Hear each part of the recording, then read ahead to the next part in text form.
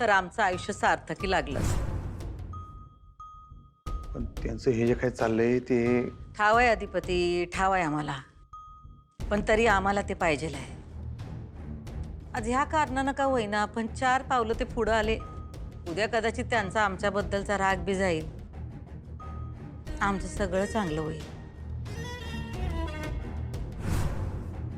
अधिपती, या माणसाच्या नावाचे काळे मणी आम्हाला आमच्या गळ्यात घालायचे आहेत. यांच्या नावाचं कुंकू कपाळाला लावायचं आहे.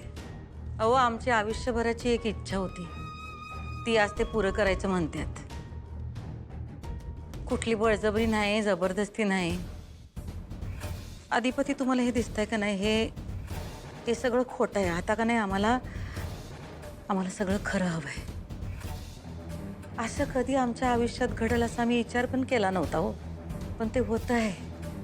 आम्ही यांच्यासाठी एवढा जीव काढला, पण ह्याने काही आमचा जीव जाणला नाही हो.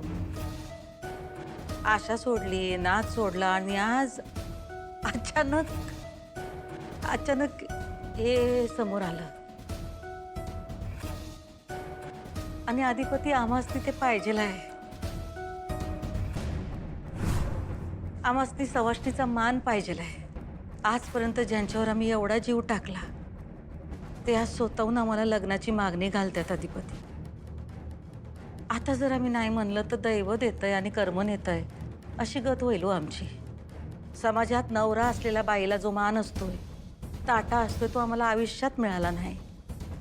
पण आता आम्हाला मरायचंय ते लग्न झालेली बाई म्हणून, घरात घुसलेली बाई म्हणून नाही अधिपती.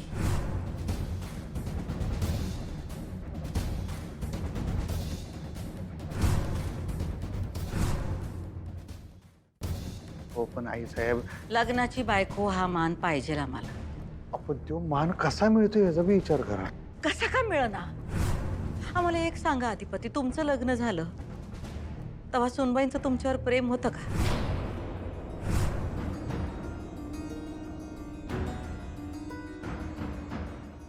आपल्या बहिणीची अब्रू चव्हाट्यावर येऊ नये म्हणून हे मी माझ्या आई बाबांशी बोलले. माझी तत्व मारली, मन मारलं आणि राहिले उभी बोलल्यावर. पुढं जाऊ नका. आपलं लगीन म्हणजे मोठा खड्डा असणार आहे मास्तरीनबाई. मला पडायचंय त्या खड्ड्यात. आपण तुम्ही मला घेऊन पडणार, अशानं आपला संसार होणार नाही. मग नाही येईल आज त्याला.